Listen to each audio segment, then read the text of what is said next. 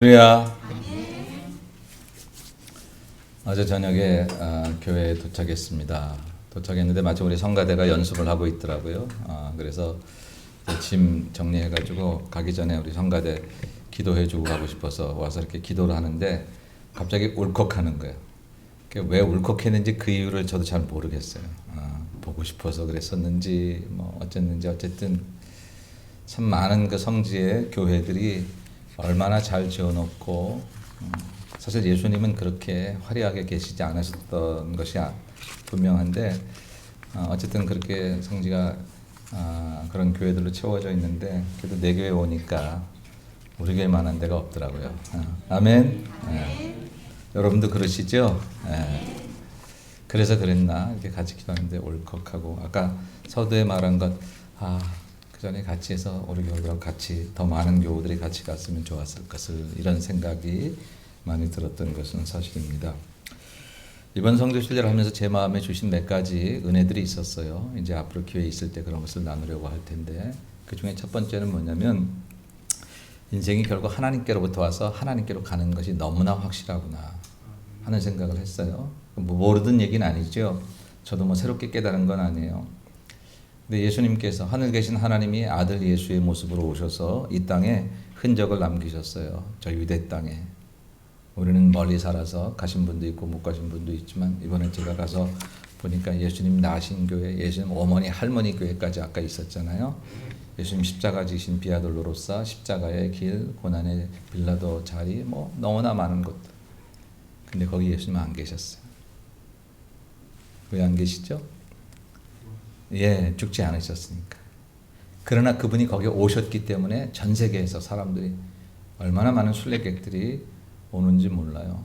우리 예수님 무덤에 있는 자리는 결국 못 봤어요. 거기 줄을 서 있는데 그 줄은 한 3시간 정도 들어가야 거기 들어간다는데 우리가 뭐 그런 스케줄을 갖고 있지 못해서 거기 근처까지만 갔지. 그렇게 많은 사람들이 왔어요. 근데 예수님조차도 오셨다 가셨더라고요. 성령으로 지금 우리와 함께 하시지만 아들 예수님은 가셨어요. 성경에서 예수님이 나는 아버지께로부터 왔다가 아버지께로 간다. 늘 이렇게 말씀하셨어요. 나를 보내신 자가 있는데 그분이 아버지시고 나는 그분이 하라고 한 일을 여기서 하다가 그러다 갈 것이다 라고 말씀하셨어요. 저와 여러분은 사실 그분을 따라가는 사람들, 우리 예수님을 따라가는 사람들이잖아요. 그때 우리도 하나님께로부터 오는 인생이라고 하는 것 그리고 하나님께로 가야 될 인생이라는 것에 대해서 다시 한번 생각을 정리해야 될 때가 됐다라는 생각 들어요. 오늘 본문에 어떤 주인이 무화과를 자기 포도원에 심었어요. 무화과가 스스로 자라난 게 아니야.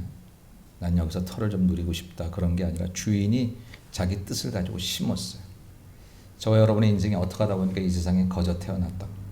그냥 그렇게 살다가 언젠가 가겠지. 어디서 왔다가 어디로 가는지 모르고 갔다 왔다 가겠지. 그게 아니더라고요. 저와 여러분의 인생은 온 곳도 확실하고 갈 곳도 확실하고 아버지께로부터 왔다가 아버지께로 가는 인생인 줄로 믿습니다. 그러면 문제는 뭐냐면 그건 알았는데 가는 길은 딴 길처럼 걸어가면 안 되잖아요. 가는 길은 딴 길 가다가 마지막에만 아버지께로 가면 되겠지. 그건 앞뒤가 안 맞는 얘기. 그럴 수 없어요. 나는 하나님을 마음에 모시고 있어. 하나님께로 갈 거야. 근데 가는 길 살아가는 삶의 모습은 전혀 예수 향기 드러내지 않냐고. 예수님 아들 같지 않아. 하나님 자녀 같지 않아.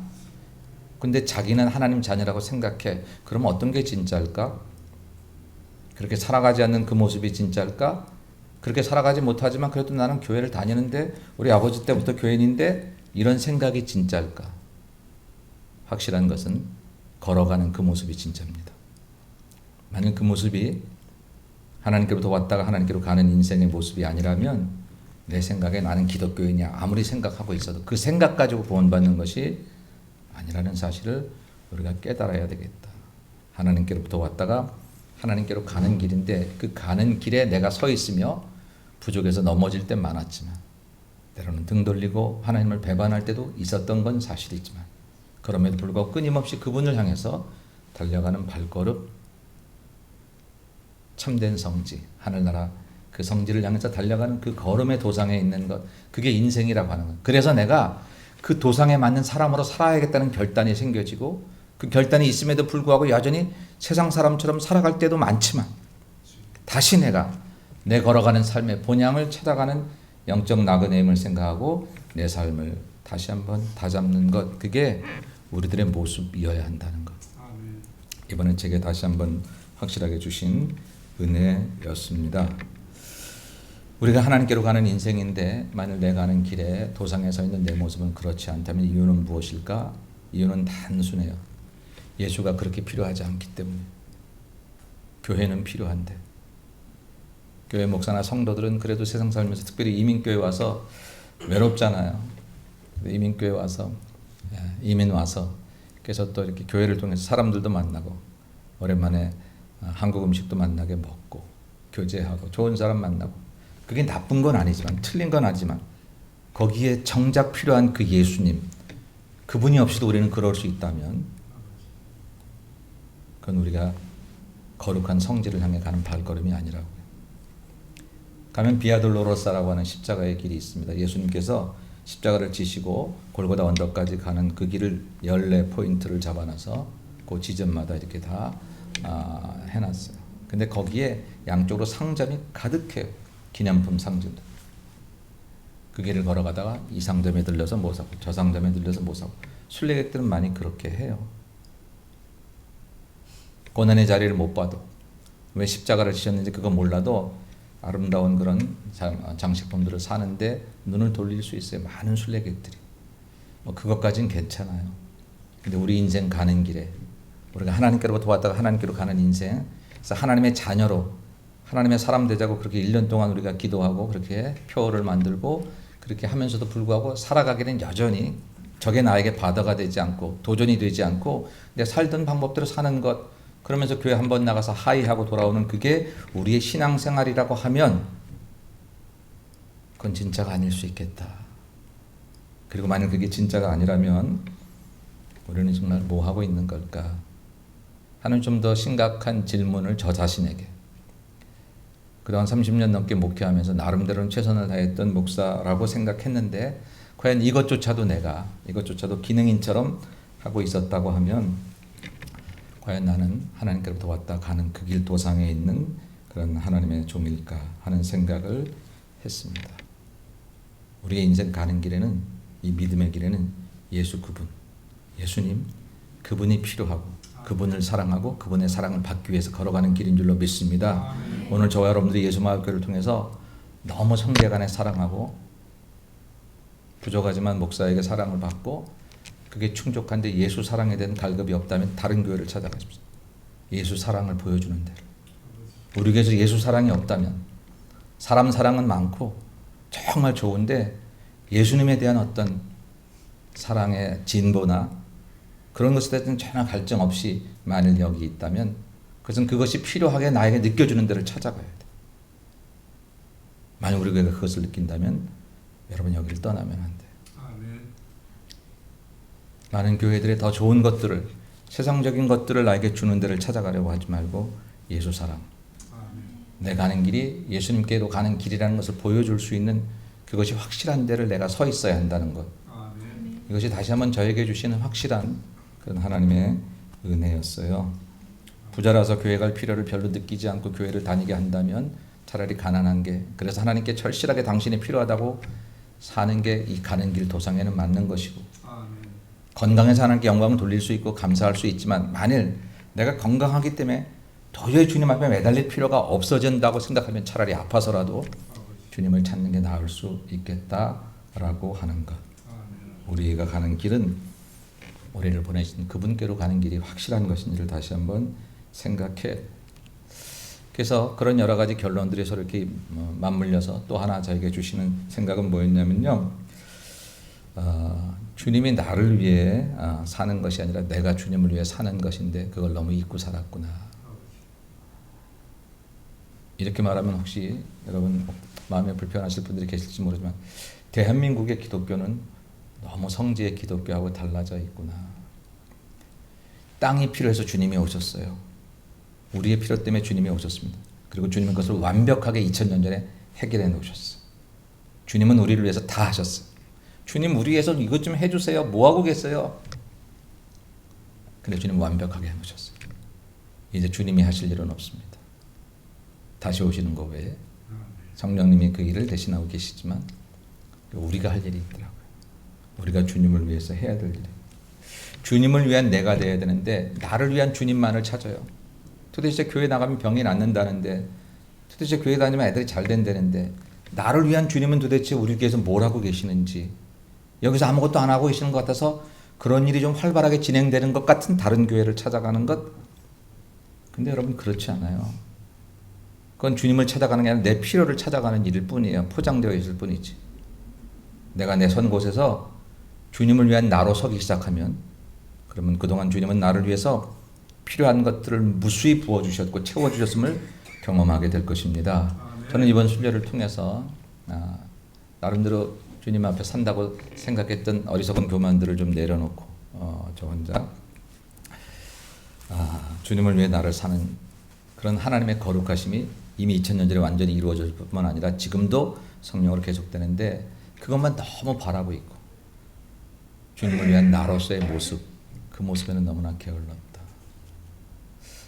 여러분, 교회가 여러분을 위해서 정말 예수마을교회가 아름다운 교회, 최고의 교회가 돼서 여러분에게 제공하는 영적 서비스나 모든 것들이 잘 되기를 담임 목사로서는 최선을 다할 것이 분명하지만, 아무리 많이 해도 받기만 하는 사람은 늘 갈증이 있어요. 늘 부족해, 늘 채워지지 않아요. 근데 만일 우리가 나를 위한 교회가 아니라 교회를 위한 나로 다시 한번 서기 시작하면, 예수마을교회를 위해서 내가 이 하나의 기둥이 되고 하나의 모퉁이돌이 되겠다는 마음을 가지고 서기 시작하면, 하나님이 예수마을교회를 통해서 이미 주시고 계시는 성전물의 폭포수와 같은 은혜가 우리에게 보여지게 될 줄로 믿습니다. 내가 그런 마음을 가지니까 새로 시작하는 하나님의 은혜가 아니라 이미 주시고 계셨으나 내가 몰랐던 그 은혜가 넘친다라고 하는 것이죠.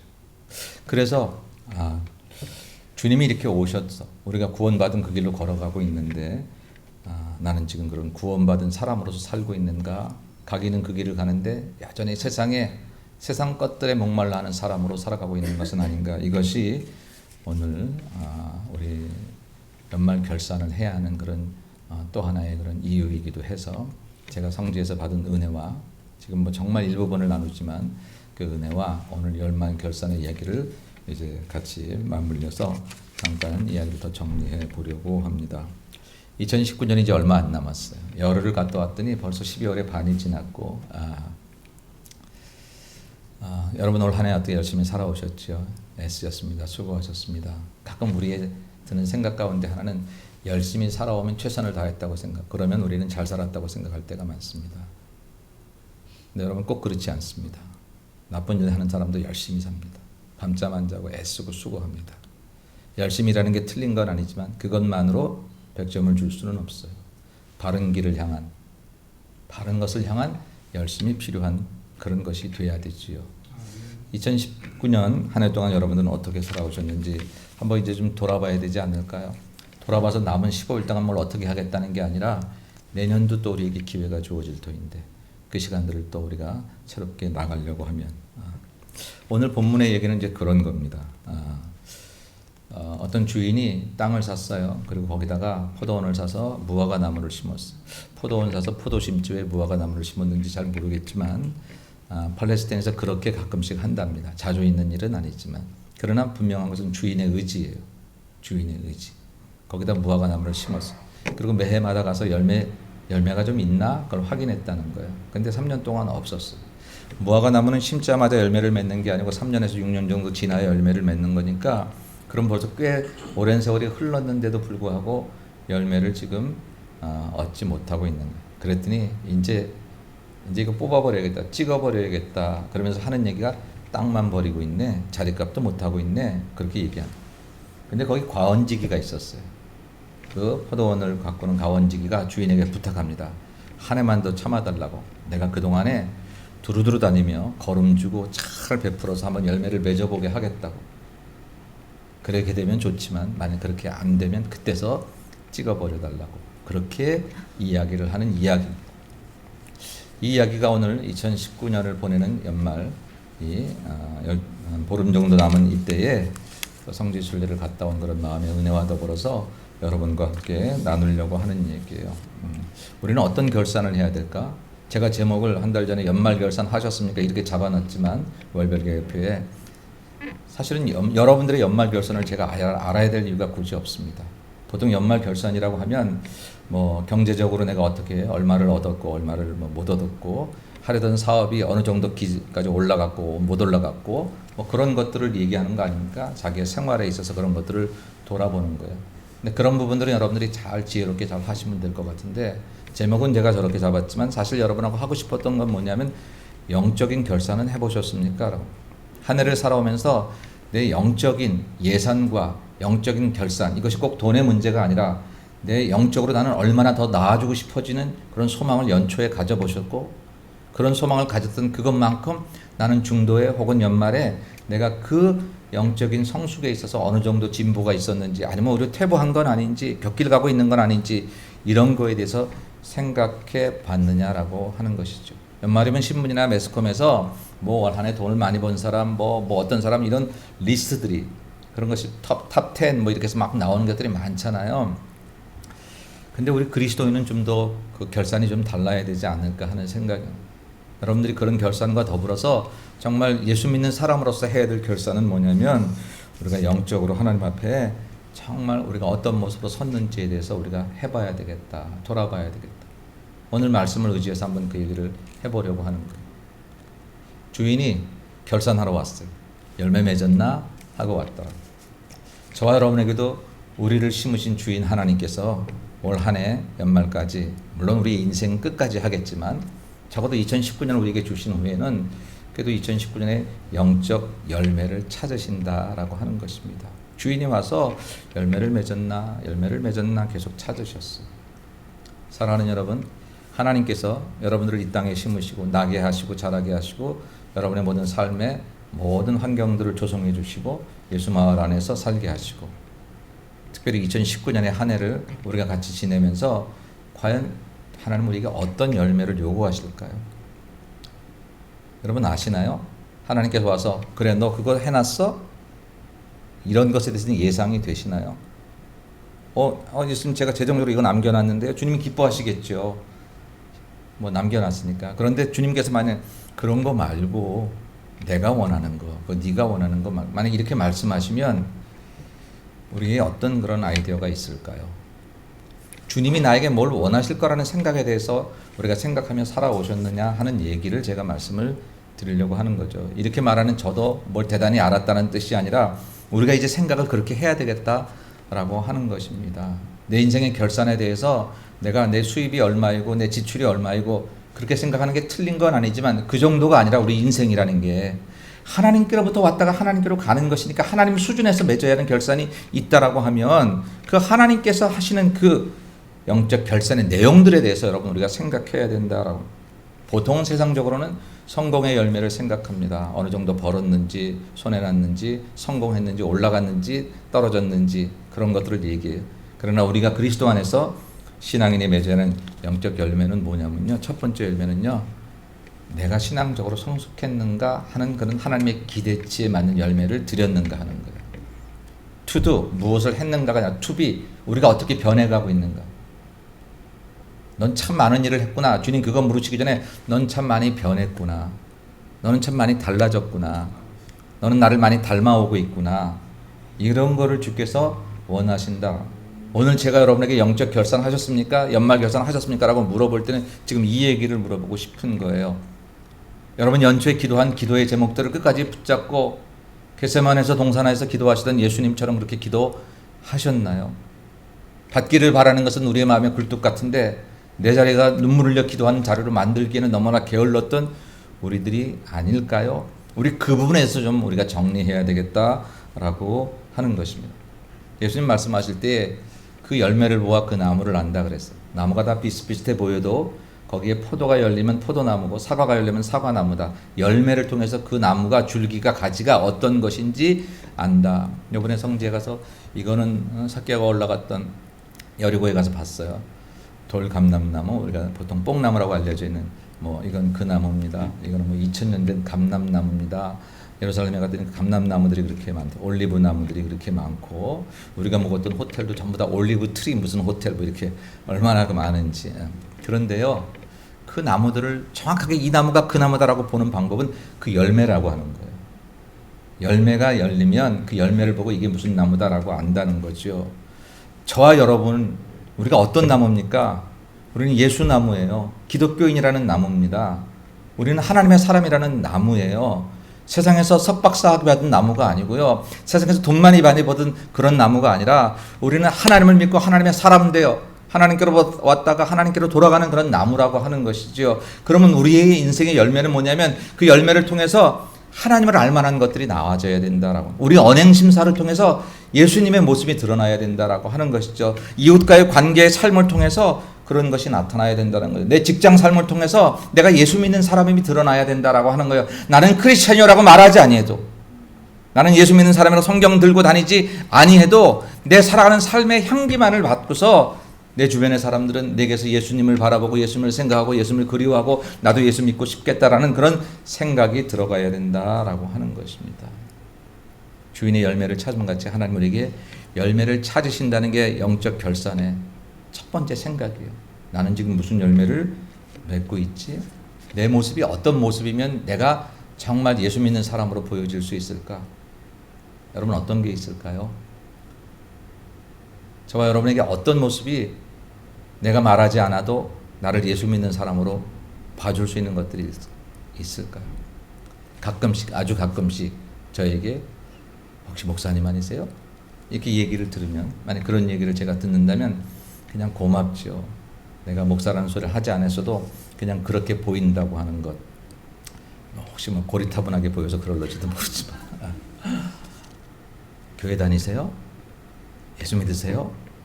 어쩐지 뭐가 좀 달라 보이더라. 도대체 무엇이? 내 말투가? 마음 씀씀이가? 진실함이? 섬김이? 그것들이 있어야 되지 않겠어요? 올해 연말 결산은 바로 그 부분에 대해서 우리가 얼만큼 성숙했느냐라고 하는 것을 우리 찾아보자고 하는 것이죠. 예배의 횟수가 늘어나고 기도의 시간이 늘어나고 좋습니다. 그것과 더불어서 그것들을 통해서 내 인격은 얼마나 주님의 모습으로 성숙해져.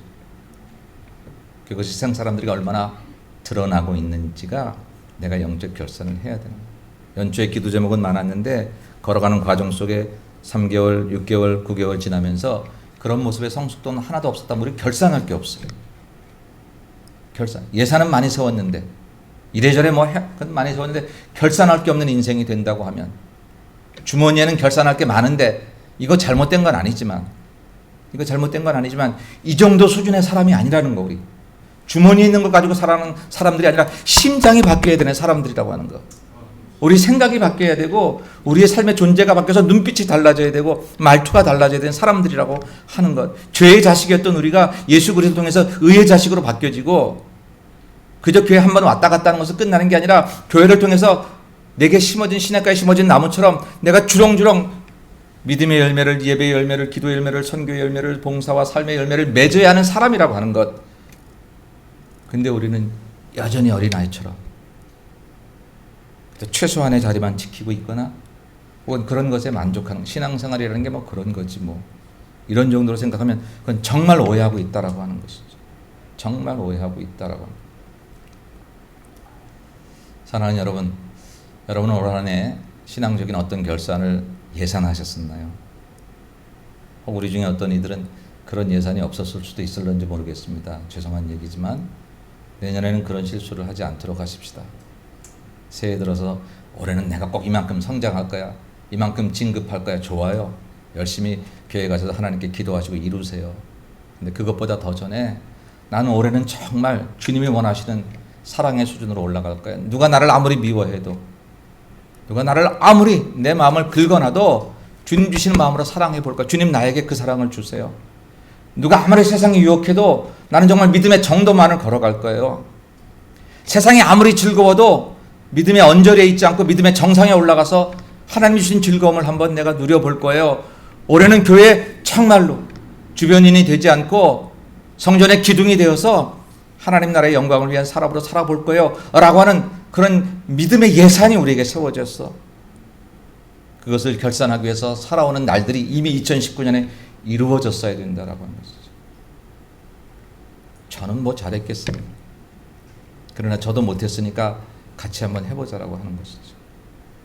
그래서 예산을 결산할 때에 주님 최선을 다했는데 점수가 그것뿐이 안 됐네요. 이렇게 부끄럽게 말하면 주님이 아들, 딸, 내가 당신의 체질을 알지, 너의 체질을 알지, 넌 그만큼 했으면 최선을 다한 거야.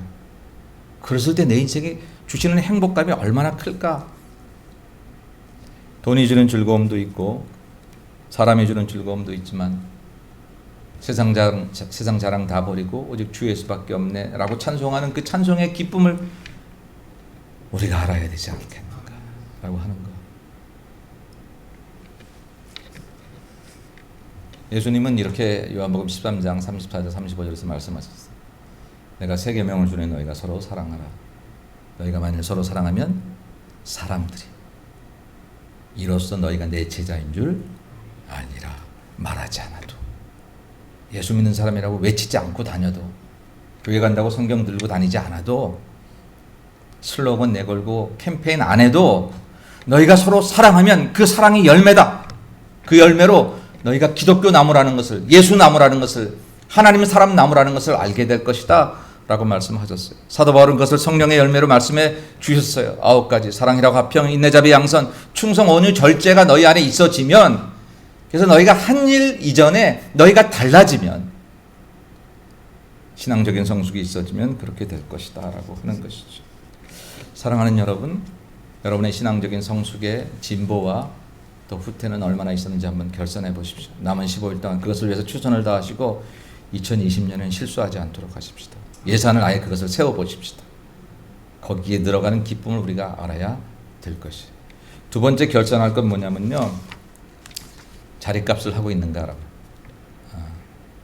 주인이 와서 뭐라고 말했냐면, 터만 잡고 있네. 열매를 맺지 못하는 그런 무화과 나무를 바라보면서 이거 터만 버리고 있다, 땅만 버리고 있다. 7절에 보니까 포도원지기에게 이르되 내가 3년을 와서 이 무화과 나무에서 열매를 구하되 얻지 못하니 찍어버리라. 어찌 땅만 버리게 하겠느냐라고 하는 거예요. 그러면 사람이 사람값 노릇을 해야죠. 그죠? 옛날에 뭐 선조대왕 때인가 과거 입시에 사람 인자를 4개를 이게 무슨 뜻이냐? 무슨 뜻이죠? 사람이면 사람인가? 사람다워야 사람이지. 뭐 그런 뜻이었다 그러더라고요. 교회면 다 교회인가? 교회다워야 교회지.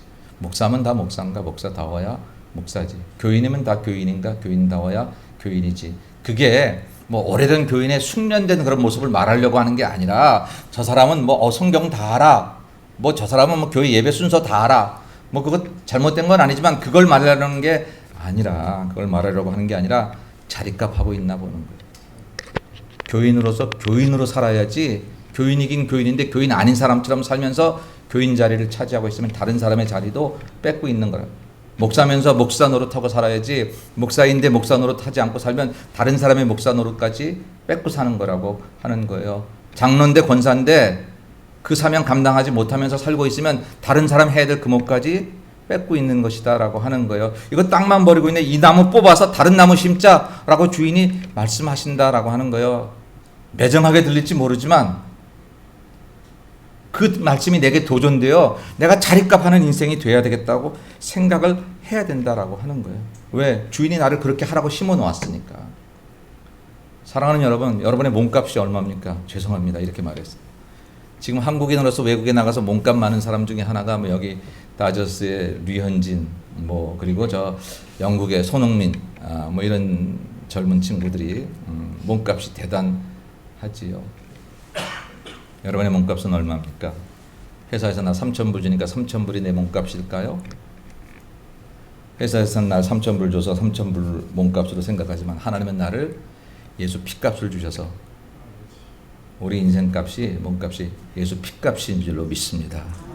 예수 피값은 돈으로 살 수 없어. 지구를 다 팔아도 살 수 없는 그 피값으로 우리를 사셨어요. 우리가 그 피값 노릇을 해야 돼요. 예수 믿는 사람으로 선택되어서 사는 길은, 하나님 나 예수 믿으면 복준되면서요, 그거 투정하며 살아가는 게 아니라 그건 투정하면 줘도 또 투정하는 사람 될 수밖에 없어요. 근데 예수 핏값 노릇을 하겠다고 나 위에 목숨 버려 죽으신 그 예수를 위해서 내가 그 자리에서 그런 모습을 살겠다고 다짐할 때에 그 핏값에 관한 하나님이 책임지시고 보장하시기 위해서 우리를 돌보시고 책임지신 은혜가 있는 줄로 믿습니다. 목사값을 제대로 해야 되겠다는 생각을 하고 돌아왔어요. 장로님들, 권사님들, 집사님들, 직분에 관계없이 사랑하는 모든 교회 여러분들, 자기 인생 자리값을 하고 살아가는 우리 모두가 되십시다. 주께서 심으신 만큼 예수마을교회가 이 LA 타운에 이렇게 세워졌어요. 많은 다른 분들이 와서 교회 어디 있어요? LA에 있어요. 여기 타운에 있어요. 아, 좋은 자리에 있네요. 그런 말을 들을 때마다 제가 가슴이 막 섬뜩섬뜩하죠. 좋은 자리에 있는데 좋은 역할을 하는 교회가 되어야 되는데 하려고 애를 썼다고 생각했는데 잘한 부분도 하나님께 있을 거고 여전히 부족한 부분도 있었겠지요. 탄식하려고 이 말을 하는 게 아니라 결심하려고 이 말을 해요. 사랑하는 여러분, 예수마을 교회값 하시며 살아가는 우리가 되십시다. 최고의 교회인 줄로 믿고, 그 얘기는 우리 교회가 남의 교회보다 더 좋은 게 많다 그런 뜻이 아니라 여기 예수가 계시면 최고 아니에요. 그렇죠? 우리가 그것을 믿으면 우리 교회가 최고가 될 텐데 그거를 믿고 자꾸 다른 것을 찾아다니려고 하니까 내 교회는 내게 최고가 되지 않아요. 최고의 교회에 최고로 심으신 극상품 무화과 나무들이 여러분들이에요. 영적 자존감을 가지십시다. 그 자존감을 가지고 그렇게 살겠다고 다짐하자고요. 일주일 동안 내가 교회에 1시간 와서 그런 자존감을 갖기는 쉽지 않습니다. 좀 더 교회에 더 충실하시고 예배와 기도 시간을 내시고 하나님의 생각에 내 생각을 좀 더 이렇게 도전해보고 나를 바꿔나가면 내가 교회 사람이 되거나 교회 바쁜 사람이 되는 게 아니라 인생이 달라지는 거예요. 하나님 핏값의 수준으로 올라가는 거예요.